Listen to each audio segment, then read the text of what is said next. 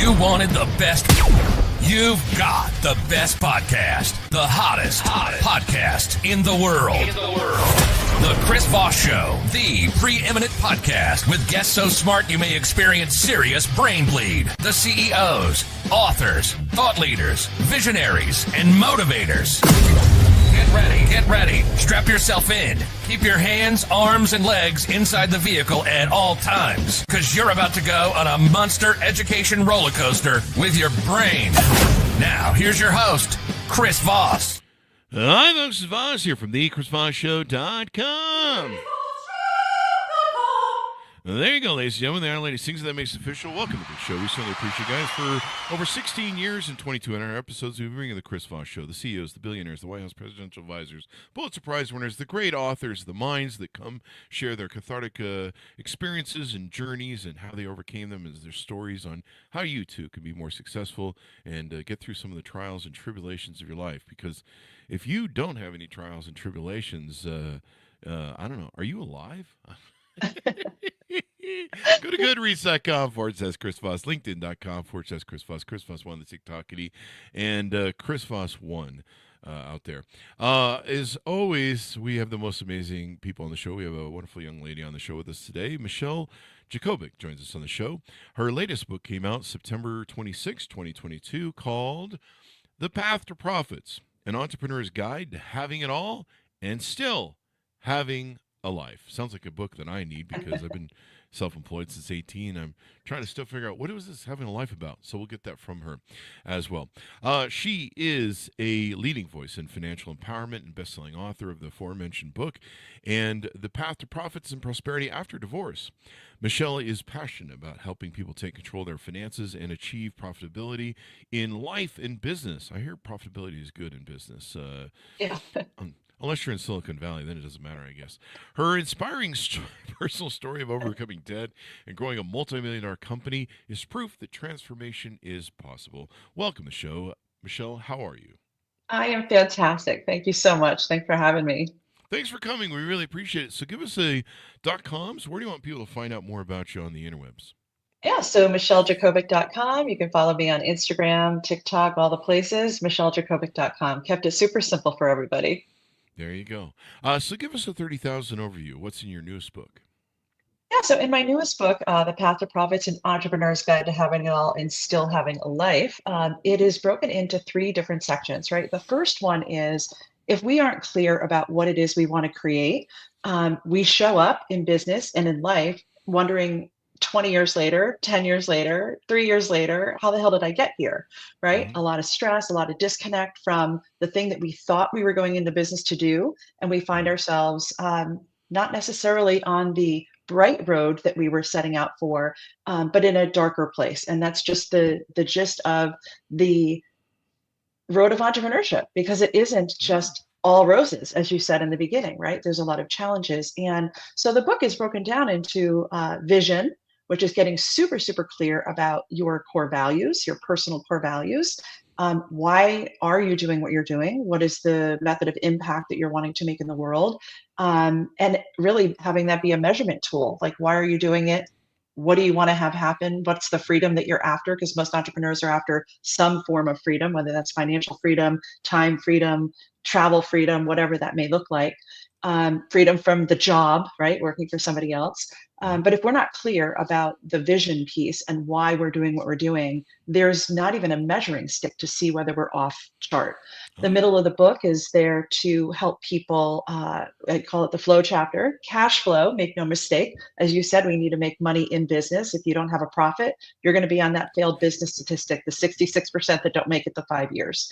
And then the final pillar of the book is about grow. And for me, grow is, how do you get more visibility, more people to understand what you're doing, that you're doing it? Because again, if people don't know about you, they're going to be doing business with somebody that maybe is out there talking in a different visibility light. And then bringing those 3 pillars together to maximize your profitability in business. Definitely. So I love that. I love that. The why of things. A lot of people, they just get caught up in the business. They're like, hey, I want to start a company and maybe be my own entrepreneur. But I don't really think about why that's important to them. And, a lot of people, when I got into being an entrepreneur, I didn't know I didn't know really what I didn't sit down and go, I'm going to be an entrepreneur. I was just like, I need some bucks. My old man says I Yes. gotta, I either gotta leave the house at 18 or I gotta go start a business. And so that's what I did. I started a business after getting fired from McDonald's. Yeah. And but there really wasn't like a why beyond that. Like after a while, you started asking yourself, like, why do I do this? This is a real pain in the ass. Yeah, I'm right with you, Chris, because here's what happened for me. The same exact scenario, right? We talk about dating ourselves. Like today, kids can stay on health insurance till they're 26 years old, right? For me, it was 18 too. So I hear you. And that was the thing. You got to get a job. You need to get health insurance because you got to get the hell off ours. And I just remember thinking, okay, well, I'm not going to be stressed the way that I saw my parents stressing. I Uh-huh. felt like, my mom and grandmother, I watched them, my own story was that they were stressed, right? My story was my mom had a vacation club and put $5 a week in. My mom had a Christmas club and put so many dollars a week in. My interpretation of her methodology around how she broke up money was very different. Mine Hmm. was like, I'm not going to do that. I'm going to make six figures. I'm going to answer the ads for sales and all the things. And it's funny because, again, I think from an early age, the path to entrepreneurship many times is lit very lightly when we're younger. But I didn't have any entrepreneurs in my family. My parents both, we came from humble upbringings. They both worked for a municipality. My dad was a blue collar guy, worked for the Parks and Recs department. My mom worked in the finance department for a municipality. And I just remember thinking that seems too hard. That path to a pension and lifetime medical at the time seemed too hard for me. And when you have that spirit of being able to create money at a young age, my parents didn't know how to speak into that, right? So Yeah. today as an entrepreneur, one of my favorite things is speaking into that and letting my children, who are now grown adults and also entrepreneurs, know that there's this spark that you may have and other people might be blowing out that candle and blowing out the light. But it comes, I think the first thing is, what is that inspiration coming from, right? Hmm. And in today's world, there are so many ways that you can create money.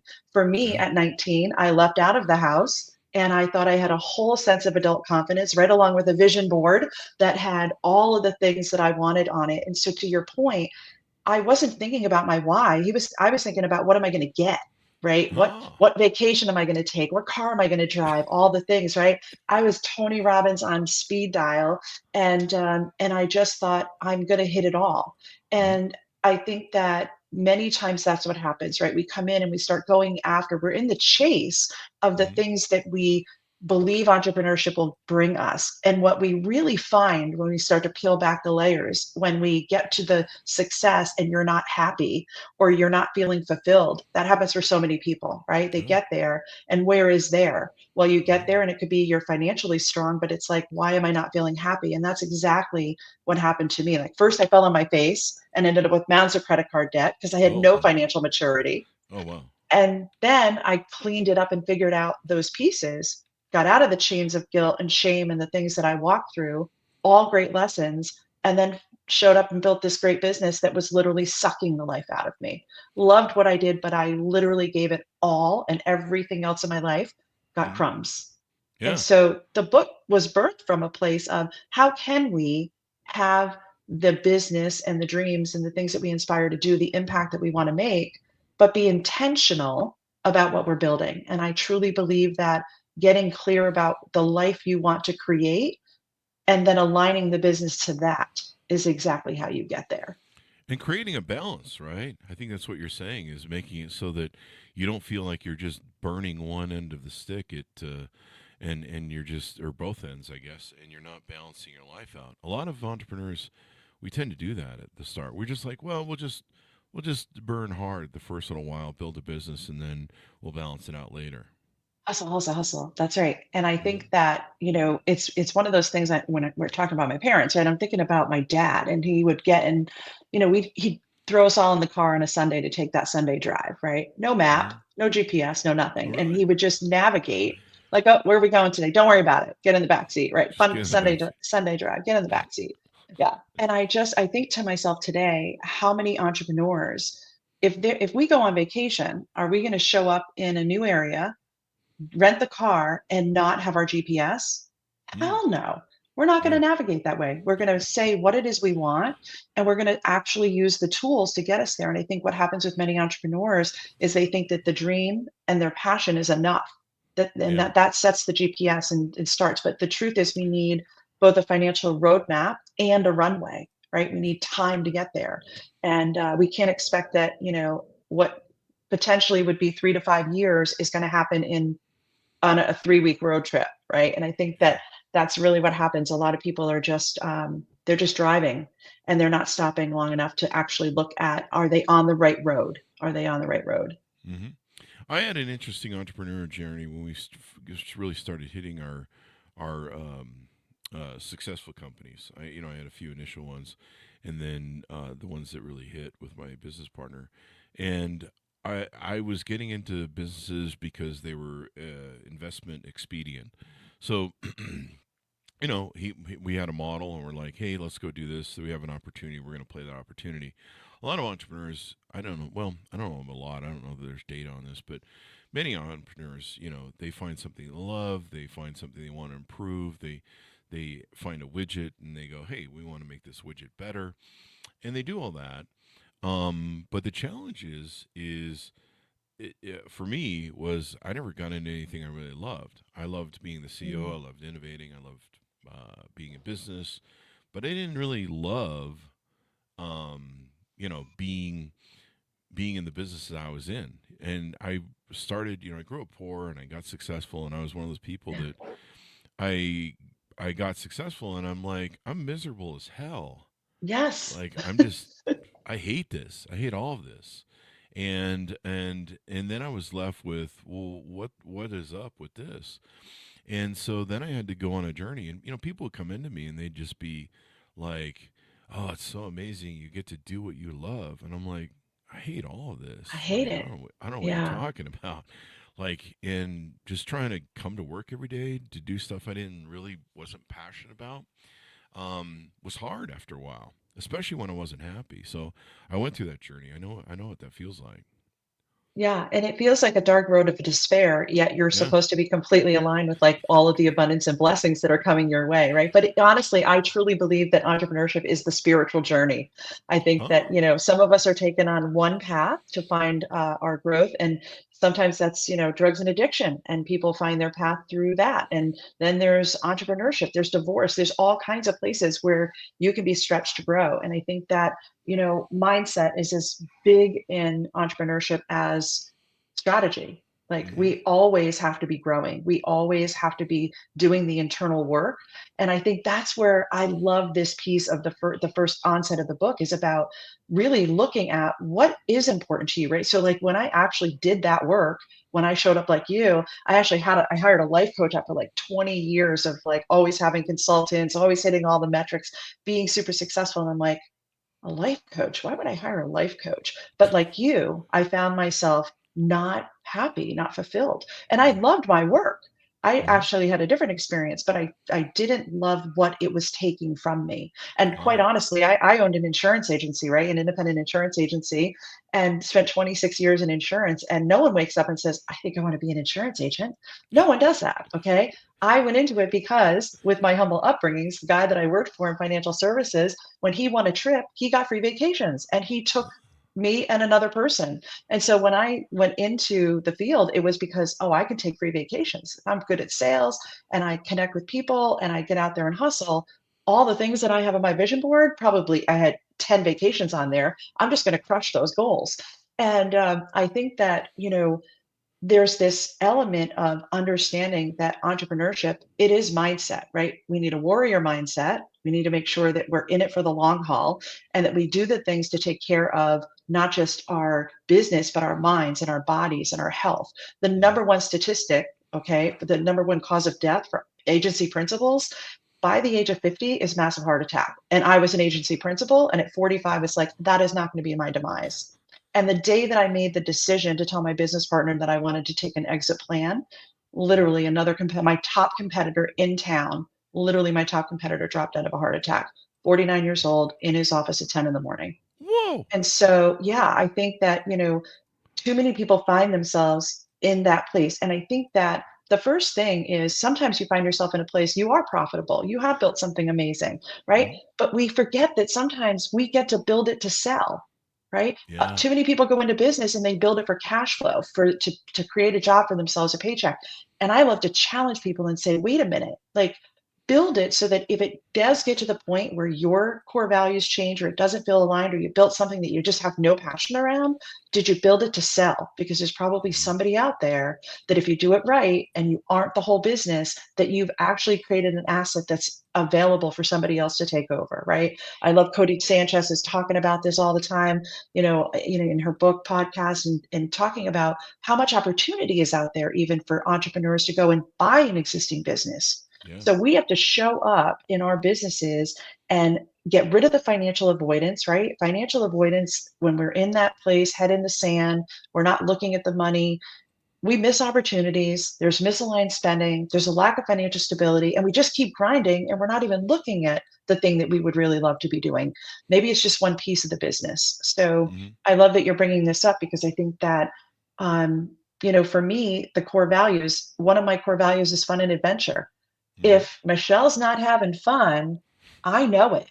When I'm working, and it doesn't mean that I believe in complete balance, right? I think we do compromise, right? There's times Mhm. where, and seasons in your business where you're going to work harder than other times. But if you can look at your core values and say, okay, my top 12 are this. When's the last freaking time I had any fun? Right. Mhm. And so if you haven't, then you got to realign.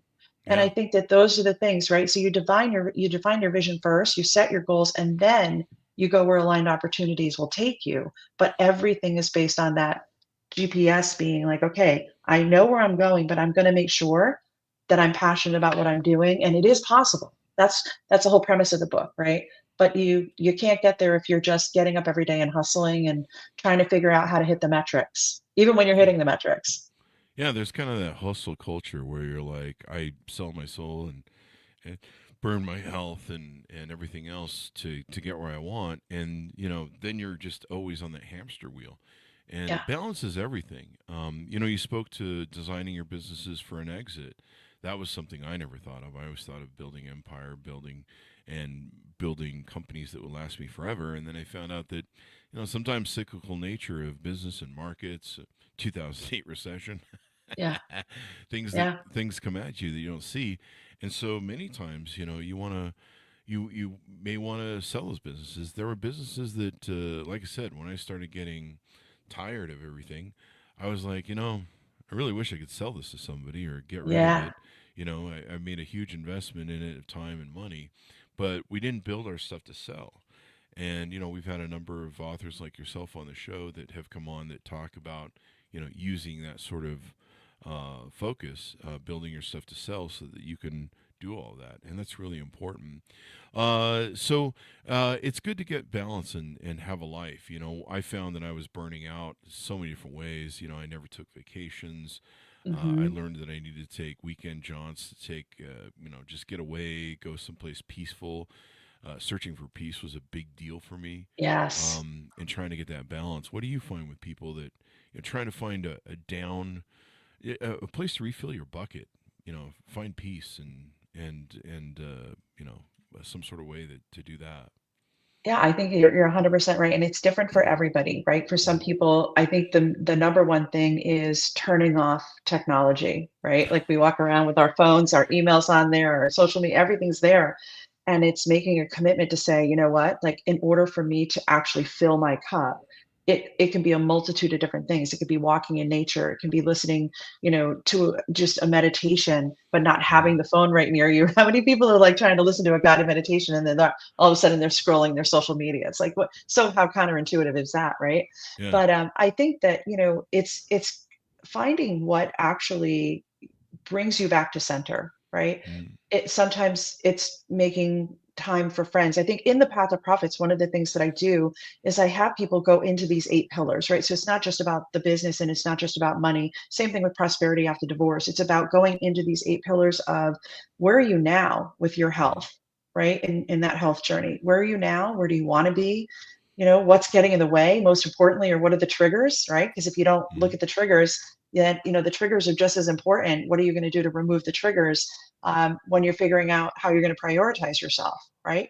A lot of times we're the ones that we put borders around ourselves and then we move the borders, right? Mhm. So I think that going in and looking at what is the quality of my personal relationships around me, my circle, am I giving crumbs to my kids and my partner? Am I giving crumbs to myself, right? Yeah. And then figuring out, like, making a list of the things that you stop doing, right? Because a lot of times we just have to come back to the things that actually did bring us joy, the adventure things, the fun things, the quiet things, you know.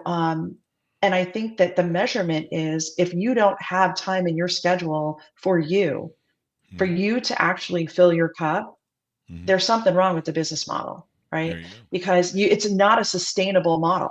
Eventually you will hit burnout. For me, it was always, as soon as I got off a vacation, I wasn't even off the plane. I already had the next one planned. And I just was like, that's my reward. That's my reward, right? There you go. Every so many weeks I'm taking, and I took great vacations, but at the cost of, I could have done something every day or a Mhm. couple of times a week to Mhm. actually fill my cup, and prevented that. Even today, before we hopped on this call, I went and took an hour walk, and I could have in the past, me would have talked myself out of that, right? Well, it's And a it's great like, way to refresh yourself, and of course, get all the blood moving, and yeah, you feel good. Like I feel more alert and succinct by going to the gym, and yep. it's just one of those things.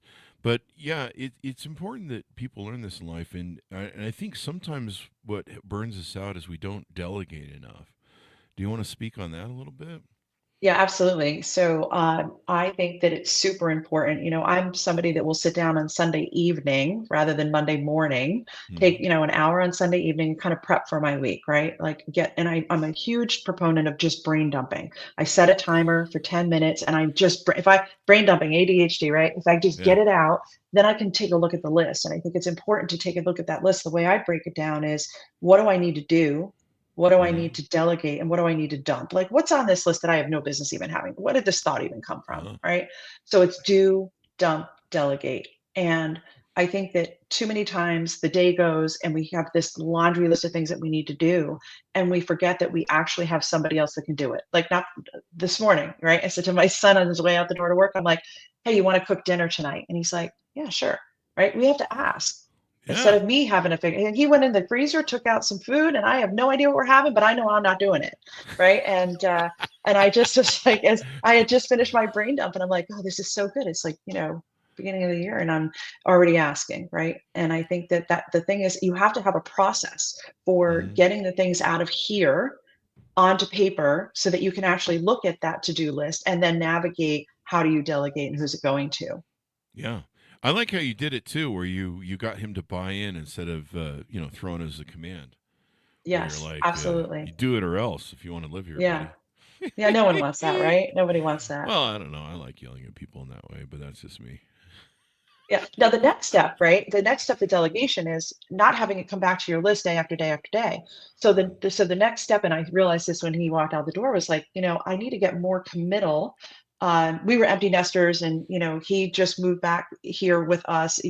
We brought everybody home when COVID happened, and then they all dispersed back out again. And he's Mm. our youngest. He's only 20, and he just finished auto mechanic school, right? So he's getting his start and figuring out his path to get out back to his independence and freedom. And so for me, it's like, I don't want to keep having this on my to-do list. So I'm going to actually ask for a commitment. Like, hey, what nights of the week do you want to cook dinner? Right? Because a Oh, lot of times what happens is we don't actually take the next step, which is, how can we give somebody else ownership of the task and actually not have it be put on our list every single day, that then we have to figure out who to delegate it to. And I think that that's a big part of delegation, is finally removing it from our list and giving it to somebody else, and not keeping it there. And I think yeah. that's one of the biggest problems that most entrepreneurs have, is they ask once and then they continue to keep it on their list, and they don't give full authority to the person that they know that they can do it. And Hmm. then you let that person come back to you and let you know, hey, I can't do this today, Hmm. and then it's back on your list, but it doesn't need to be there. Yeah.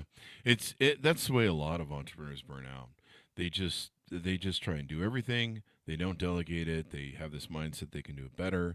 I've been guilty of that in my history of owning businesses. and then they just fry. And so there's no Yeah. balance there. Let's talk about some of the offers you have on your website. You've got several different things up there that you do and you help people with. Talk to us about some of the things you do there. Yeah, so my favorite way to align with people is a lot of people read the book, right? They read The Path to Profits, and it's great. It's got great knowledge in there. At the end of every chapter, there's exercises, and most people, like me, they'll listen to an audiobook, right, first, and then they'll be like, "Hey, this resonates with me. I'm going to go back and do the work." And the opportunity to DIY it is right there for you. But there's so many people out there that just need that added support. They need accountability. They want to shorten the timeline. They want to get started now. They're finally ready to make that decision to have a different path, right? And so there's this emphasis around the money in the book and budgeting and the marriage between your personal finances and your business overhead and how you structure 5 revenue goals for the year. But the path to processing out, your cash flow projection, but mirroring and blending your personal finances and your business. So it goes under the hood to both of those areas and gives people the roadmap to do it. But my favorite offer is the fact that you don't have to do it alone, right? It's called the Savvy Entrepreneurs Financial Foundations Program. We walk with people one-on-one. This is not group work because everybody has different things that they need to work on. Some people need a debt repayment strategy, some people don't. And I love doing it one-on-one. So that is my favorite offer because it allows me to first leap with a vision and goal session. If there's a couple, even if you're the business owner, but you have a spouse and you want to kind of come together and talk about what are your core values and vision, we start with that. And then I lean into the going under the hood of the personal finances and the business finances and doing the analysis, then coming back into supporting the entrepreneur with what I see and getting their buy-in and feedback and conversation going around the things that they're probably avoiding, and then build out the tools for them. So they don't have to go figure out, dropping something in ChatGPT to create a spreadsheet for themselves or whatever. We actually build it for them and then walk with them for about 4 months. It's an eight session program. I give them virtual envelope system. I give them the tools. I walk with them. They've got training wheels on until they have the confidence to walk on their own. It is life changing, right? Like the feedback that I get is, oh, you're the Marie Kondo to my finances, right? Or the closet organizer to my finances. It saved my marriage is the first one I love. Oh, wow. Entrepreneurs come to me all the time and say, what's happening, I'm not sharing. They know my spouse knows the stress, but I don't share what's really going on. We owe the IRS $60,000 and my spouse doesn't know, right? We Wow. have $80,000 of credit card debt on the business side and my spouse thinks we have 4 on the personal side. I can't keep doing this thing. And so sometimes I'm just working on with the entrepreneur and getting unstuck in that avenue. But that's my favorite offer is the invitation to do the work, right? It's like, Mhm. I don't believe you have to make this decision in January. I think that you can make that decision any day, any week, any quarter, any month to just make a decision that you want something different. And that is one of the offers that will change the most, have the most impact in the decision to make a change around the financial avoidance. So that's one of my favorite things.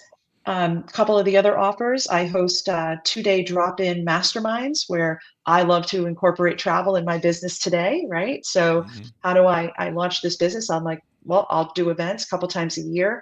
I do drop-ins. Our next one is in March in Savannah. People show up on a Sunday night. I keep them real small and intimate. People are ready to do live events again. I love the small and intimate connections that I create in a room. So we keep it to 25 people. And we mastermind. You Oh, bring your problem and we work on unclogging the kink in your business, or that maybe it's your mindset even, and you make great connections because we're there together. We have lunch together, dinner together for 2 full days. And those have been great. I call them the Thrive Hives.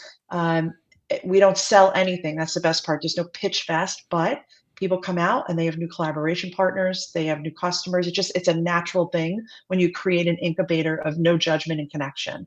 So that's again one of my favorite offerings. And then I do VIP weekends for the entrepreneur that needs to get out of their business. I live in Naples, Florida. I'm living my dream life. I love it here. It's 80 oh. degrees today and sunny. And I love hosting. Once a month, I open up my calendar and I invite an entrepreneur into my home.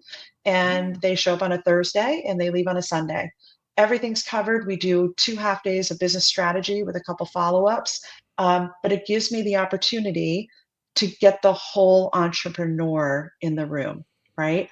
Yeah. Um, We go into whatever place they need to in the business, whether it's the financial stuff or an idea. Last person that came, she was going to launch a new business, ran cash flow, all the things, and it was a no. It was a Wow. no, right? Because again, how many entrepreneurs have that great idea, but they've done no market research? And Yeah. when she brought me the numbers and all the different things, we pathed it out over 3 or 4 hours. And then the next day we worked on, well, what is it if it isn't this, right? And Oh, today now she's out buying a business, rather starting from an idea that was from scratch that wouldn't have made her the money that she thought it would make. So yeah. I love doing the VIP offers as well. And then I There do you go. consultancy. And then how can people reach out to you? How can they onboard with you or find out if you're Yeah, a fit, et cetera, the easiest way is to actually visit my website, michellejacobik.com, and click on the link to book a call with me, and let me learn a little bit more about your business and what your goals are and where you are now, and see if it's a right fit. I love talking with people. I don't have anybody doing my sales calls for me because I want to know where I can support you. Like, what do you really need? hmm There you go. Peter Roscoe chimes in off of LinkedIn. So many entrepreneurs focus on the end goal, but in reality, hundreds of thousands of small steps and goals truly make it successful. Yeah, It's absolutely, Peter. You're 100% right. Yeah. I mean, you kind of when you first get into being an entrepreneur, you're kind of you're very big picture, and you're like, I'm going to be an entrepreneur, and there's so much problem solving that you have to do every day. I have often said that you just rename entrepreneurism just endless problem solving. Yeah, right. Absolutely. Endless growth, endless growth. Yeah. Yeah. And I think too, as we're talking about, if you're not in the ideal place, where do you begin? And we talked about like making a decision, right? hmm I'm a firm believer that you got to have a win. When hmm you make that decision to do something different, it's like, how can you create one small win so you get motivated, right? So if people right now are looking at the financial aspects of maybe they're feeling pressured, they're married with debt, whatever, they want something different, my invitation is always make the decision to do something different and then carve out the time, right? Couple of hours to assess, right? This is a great time of year. All banks will give you your year-end summary, right? Credit card, you can pull your year-end summary and just sit down and look at what's the money in, what's the money out, what are the hmm debts, what's the income, and then have a small win, like cut something, sell something, Yeah. right? Like don't go into creation mode. Go into first, how can I have a small win before I figure out what to create? Right. hmm Because a lot of times we don't go under our own hood and figure out the things that we can cancel or change or, making some phone calls. I do a money recapture challenge that can be done any time of the year. And people can get that on my website as well and request it. And it's just a simple series of phone calls you're going to make to save yourself some money, right? Cut Yeah. subscriptions, make those phone calls, and I think that when you have a couple of wins, you start to be empowered again around your money because a lot of people show up and they're just not empowered, Yeah. you know? Being empowered about your money. I like the concept there. People need to do that. Give us your final pitch out. Tell people where they can onboard one last time, and we'll take it from there. Yeah, if you're an entrepreneur and you're looking for a true path to profits and want to get off the dark road of despair and into a better place, maybe you're just misaligned with your finances, maybe you're misaligned with your vision, right? And you need to get clearer about what it is you really want to create. Reach out to me. I'd love to talk with you. It's michellejacobic.com. There you go. Thank you very And much, read the book. Michelle. Read the And book. read the Listen to the book. book. Turn it. Order up wherever Turn, fine books are sold. The dial it path. up. The Path to Profits, an entrepreneur's guide to having it all and still having a life. Thank you for coming on the show, Michelle. We really appreciate Yeah. it. Thanks for having me. Thank you. And thanks, audience, for tuning in. Go to goodreads.com/Chris Voss, LinkedIn.com/Chris Voss, Chris Voss, one, the TikTokity, and all those crazy places on the internet. Be good to each other. Stay safe. We'll see you